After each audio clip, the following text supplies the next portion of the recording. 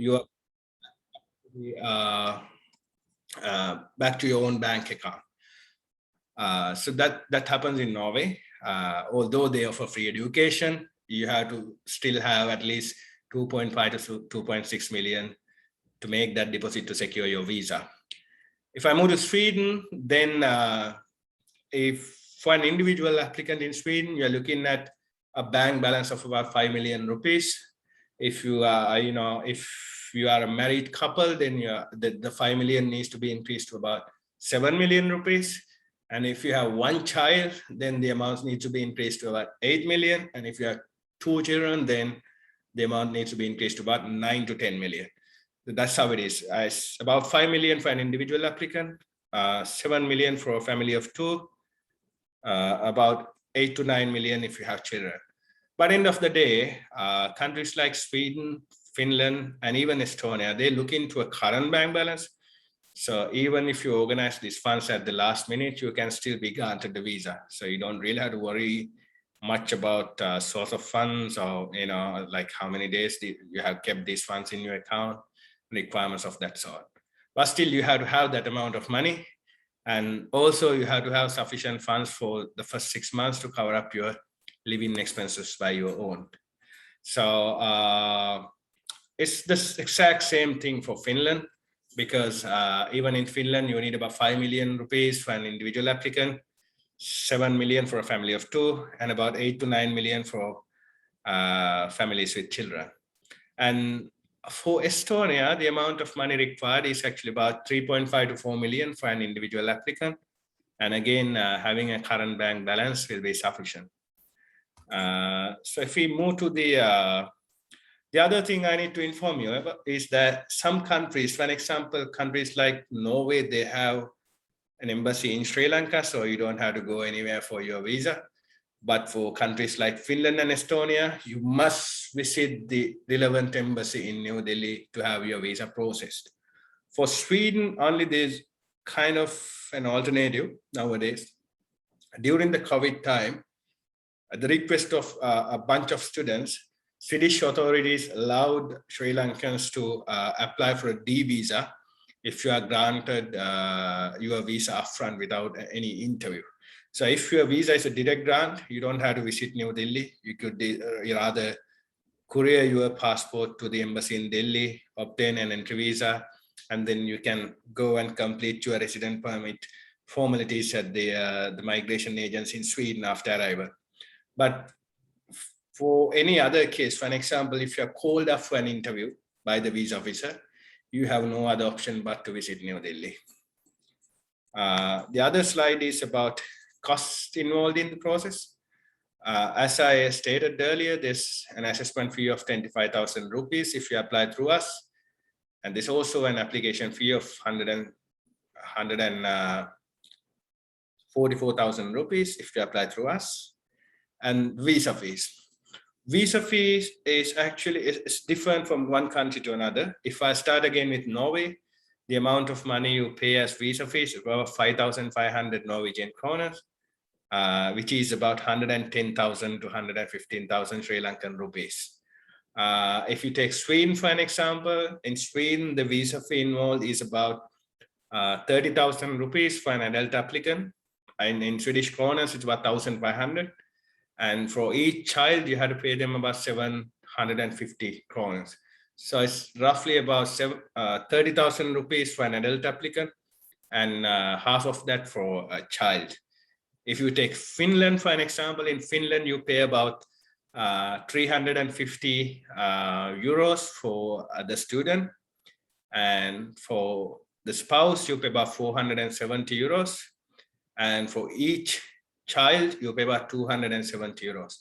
So that's roughly about 80,000 rupees for the student, 110 to 115,000 for you, the spouse, and around 60 to 65,000 for each child.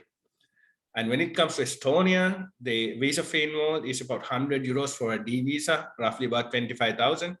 And once you arrive in Estonia, you have to apply for your resident permit, which costs you another 100 euros on average. So it's about 25,000 rupees more once you arrive in Estonia. And also the other element obviously is air tickets. And these days, air tickets are very, very expensive. For an example, students who went to these countries this autumn, on average, paid about 140 to 170,000 rupees for a one-way ticket. And it used to be around 36,000 before COVID times. Like, if I recall this right, back in 2019, cost of a one-way ticket to Sweden through Turkish Airlines used to be around 36,000. There was a time when our students were able to, purchase a ticket for around 36,000, and now it's over 140, 150,000. No option. This may reduce in the future, but at the moment, it's around 150 to 160,000 on average. And there's also other expenses involved. For an example, if you are required to visit the embassy in New Delhi, you may have to spend some money for the air tickets. But then again, you have to probably go to New Delhi if you secure a scholarship for a country like Finland or Estonia. And when you have a scholarship that saves millions of rupees, I don't really see any reason why you shouldn't be spending about 60, 70,000 on air ticket to Delhi to attend your visa interview. And if you apply through us, there's also a commission we charge. If we are able to secure you a scholarship for at least 75% of the tuition fee value, we charge about 300,000 from the main applicant and 150,000 from spouse. And in case if the scholarship value comes down from 75%, or in case if you decide to go in as a fee paying applicant, then the amount of money we charge comes down to about 200,000 for the main applicant and 100,000 for the co-applicant.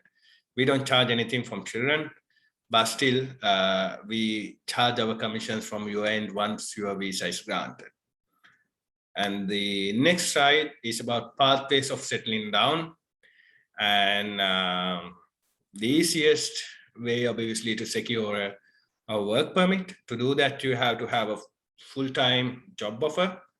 And this a few options you have in that regard. For an example, the first option is the main applicant, the student, at least in a country like Sweden, can find a full-time job offer after completion of the first 30 credits or first semester. He or she has the right to apply for a work visa, regardless of the job. So if it's a full-time month, you can switch to a work permit. And after the work permit is granted, you can decide to defer your studies and start working full-time. That's one option. The second option is through the spouse. If the two of you go together, the spouse has time from the day one until the end of the post-study work visa to find a full-time job offer. If you have it, then you can apply for a work permit, option 2. Third one is through a PhD. If you may know already, all these countries again offer doctoral programs free of charge, and all PhDs are considered as equivalent to employment. So if you secure an admission for a PhD, you will receive a work permit exactly similar to a permit you can secure after finding a full-time job. So in all three scenarios, if you can secure a work permit after 4 years of continuous residency, could help you secure permanent residency. So that's how it is. And there's also a pathway of starting a business, like in countries like Spain, they have startup visas. Like, for an example, if you set up a business, then you might be able to secure a resident permit that way too. But it's an option. It's not everyone's choice, but there's also option of that sort. So basically, your sole requirement is to work in the country for a period of 4 years, and then you are entitled to apply for a visa. And entitled to apply for permanent residency. So that's what I have written here. Usual requirement for permanent residency in most European countries is to have continuous residence period of 4 years, and then you'll probably qualify for PR.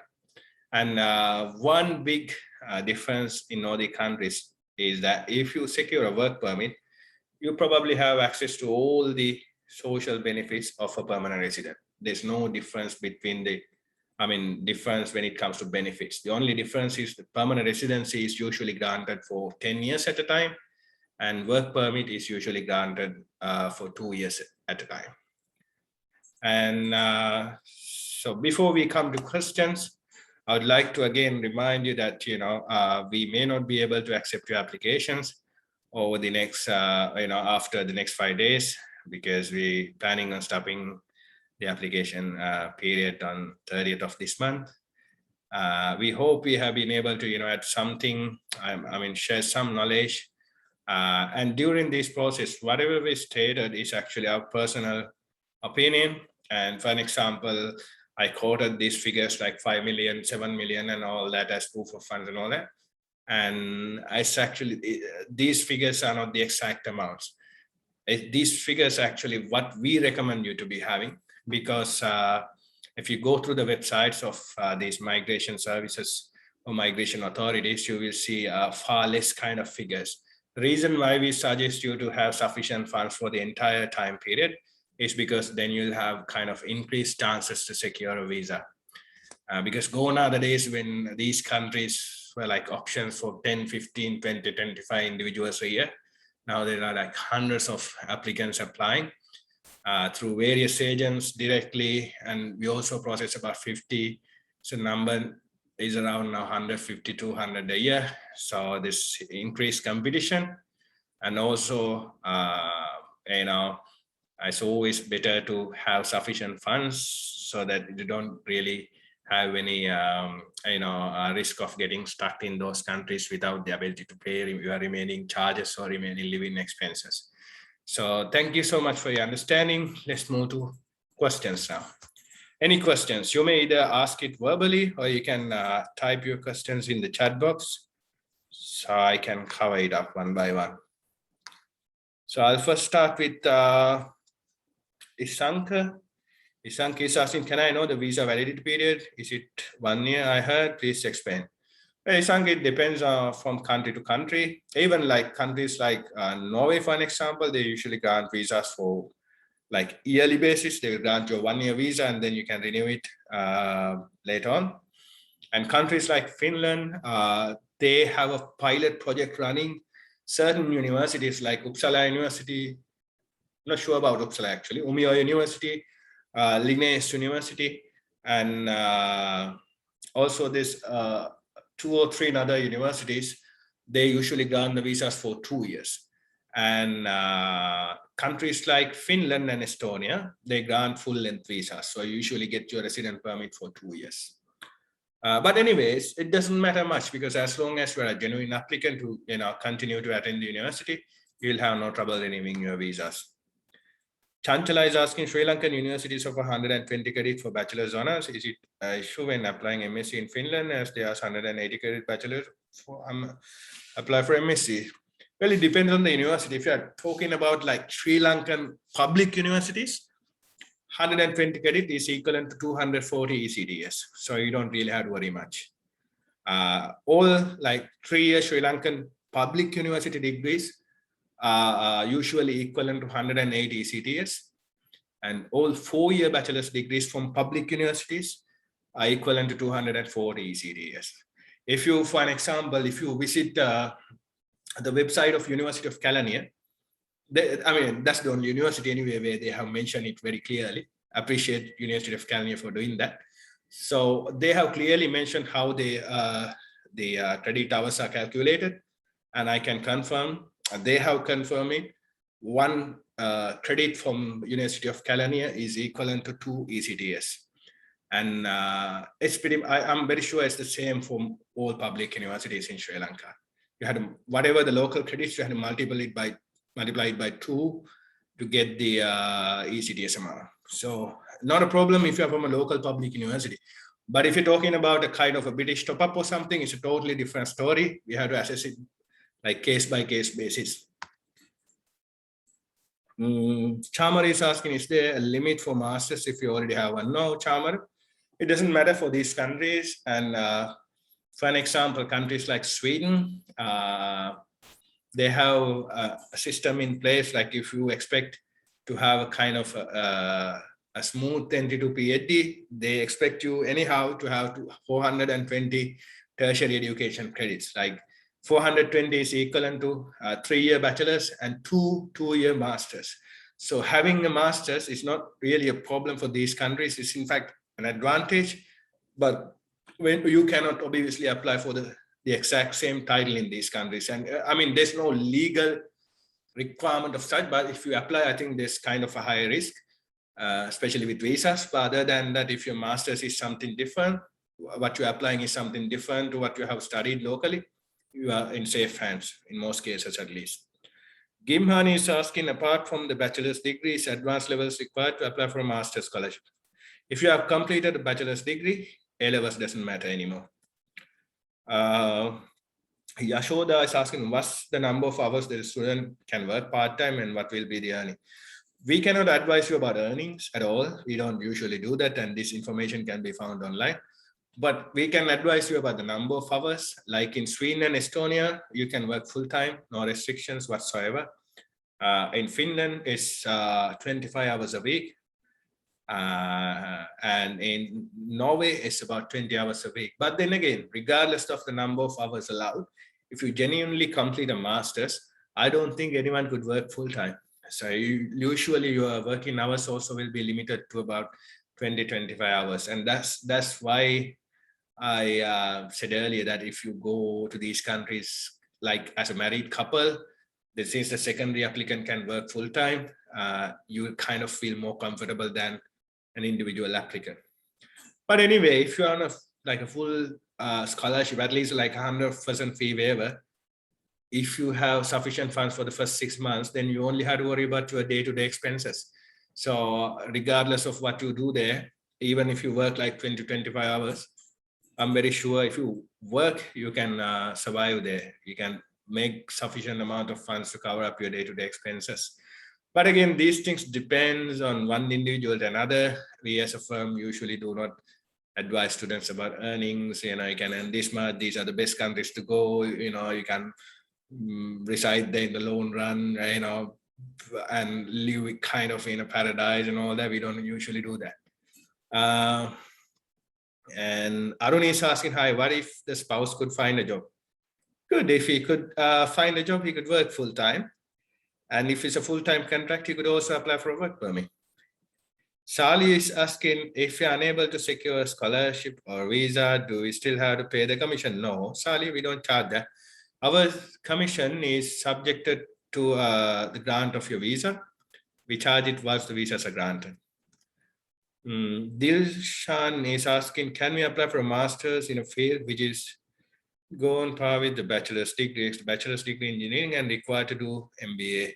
Well, it's not usually possible in these countries. And if you read the admission requirements in most of these countries, you'll be surprised to find out to apply for MBA, you need a major in business management or business administration. No one else could apply, especially like countries like Sweden and Norway, and mostly like even Finland too. So you have to apply for something directly related to your bachelor's. There are certain exemptions. For example, if anyone want to apply for an option like sustainable development, or some programs like development studies, there are certain programs you can apply regardless of what you have for your bachelor's, but most other master's programs are purely focused. So you have to basically have a bachelor's degree directly related to what you're applying for. But in Estonia, it's quite possible. You can apply for MBA regardless of your bachelor's. And one is asking, I have second law in accounting and finance. What's your advice for me? Is it hard for me to get a scholarship in Sweden? I need only Sweden. If you need only Sweden, you better to be, prepared to study as a fee-paying applicant, because as I said earlier, you may secure a scholarship, you may not. Especially if you apply through us, it's better to be prepared to pay a tuition fee in a worst case scenario, because applying for Sweden alone won't help much, especially when it comes to a scholarship. Gimhani is asking for Finland, is an IELTS result valid if it's more than 2 years? No, Gimhani, you have to have a valid IELTS score at all times to apply. Sachira is asking, is there a plus point if we have a postgraduate diploma from a state university from same stream on bachelor's? For sure, Sachira, it will certainly be an advantage. It will look better at least. So we can use it. Yashoda is asking, in Sweden, how long it may take to find a job suitable for our academic qualification. We don't know. It actually depends on individual skills. You may find something related to your profession, you may not. But in all cases, I recommend you to take up whatever comes your way. That's something you have to think of when you go into these European countries. You may not be able to find a job, that's directly related to your previous experience or previous qualifications. But until you find such a job, you have to obviously have a kind of a legal ground to stay there. And to do that, I believe it's much better if you are prepared to grab whatever comes your way. Otherwise, you will probably end up getting disappointed. It's anyways just my personal opinion. One may disagree with that. But if I were you, I would be prepared for the worst case scenario. Sandeep is asking, what are the most possible reasons for visa refusal when considered Sweden? Possible reasons for visa refusal, I would say three things. One is your, genuine intentions. I mean, if they, when you apply for a visa for any country, doesn't matter Sweden, Finland, Norway, or anywhere else, they usually look into three key requirements. One is you should be having genuine intentions. You should prove that you are a genuine applicant whose sole intention is to complete your whatever academic program you've been admitted for. The second one is sufficient finances.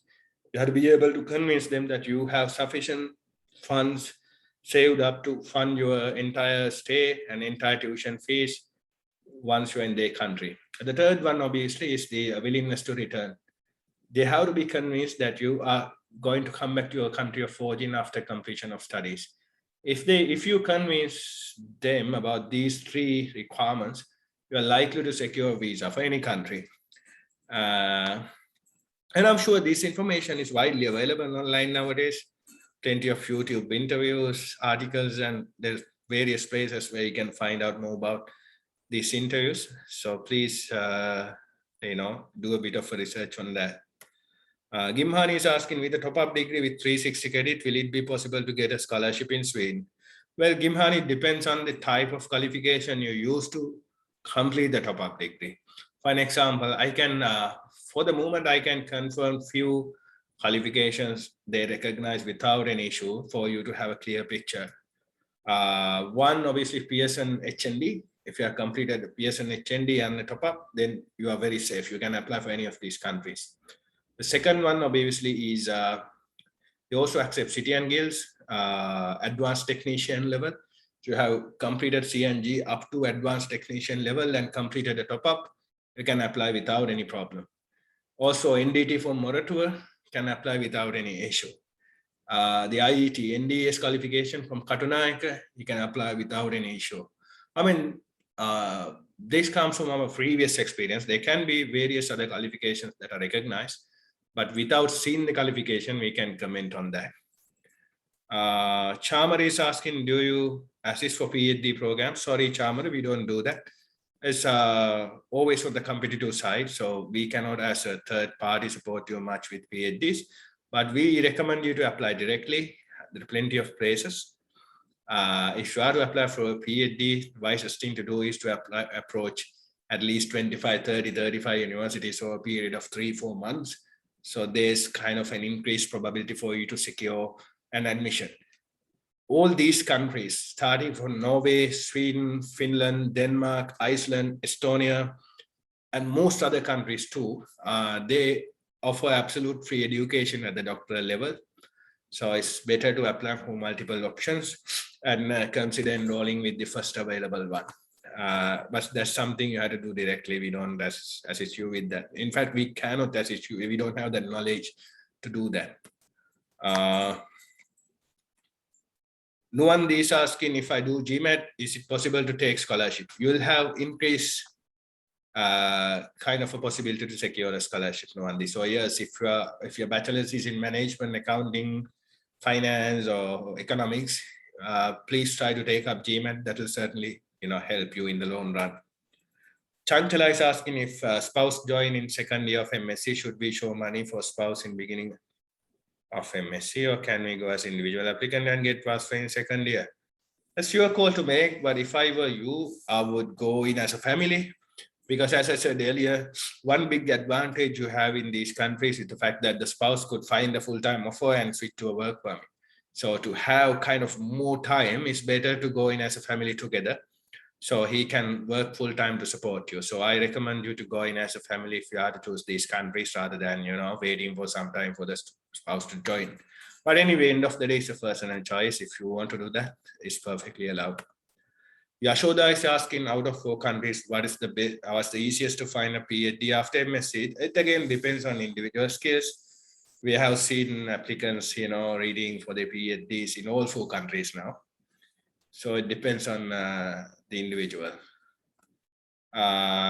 So those are the questions we have.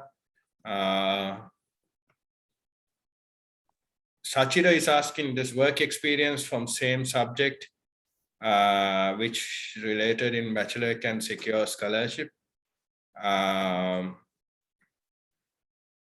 Yes, Sachira, if you have your first degree and working experience all related to each other, I think you do have higher chances for a scholarship. So yes, it can be an advantage, and especially if you apply for Swedish Institute scholarship, for an example, having a working experience is all they consider. They only look into work and leadership experience.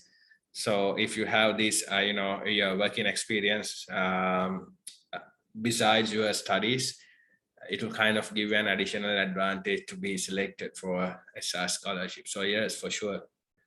Nuwan is asking, I have done my BSc in NSBM Green University, but it's a Plymouth University, UK, but credit is 120. Can I apply for MBA in Sweden? Well, Nuwan, if I'm not mistaken, it should be 360 credits. If you have completed your bachelor's at NSBM for 3 or 4 years, you should be having the right amount of credits for sure, because we have sent plenty of applicants from NSBM. If you can personally contact us, anyway, I'll leave our number after the presentation. If you contact us, I'll clear it up for you. I think you do have, you should not have any worry about being able to apply if you have completed your entire duration of studies and at NSBM. So yes, that's all we have for today. And any questions? If you have any questions, you may raise your hand or type the question, or we can end the session for today. Yeah, it looks like we all set for today. And yeah, all good. Yes, so I'll end the session today. Anyway, you can, at any time you can, call Ravish on this number here, or WhatsApp me on 0715-607-333. In case if none of us answers your phone calls, you can leave a message, either a text message on Ravish's number or as a WhatsApp message on mine, and we'll make sure we call you back. Because the only complaint we have against us nowadays is that we don't really answer phone calls on time, and there's a reason to do that. As you may know, if you have spoken to us previously, you may know that we usually spend about 5, 10, 15, 20, sometimes up to 40, 50 minutes on the phone to answer each and every call. Because we don't have anything to hide, we provide information, as much as possible over the phone. And because of that reason, there's a number of calls we can actually answer during 8 to 10, hour time period. So that's actually the reason why we are unable to answer phone calls, but we make sure we call each and everyone back if they at least leave us a message, So please do that in case you are unable to contact us.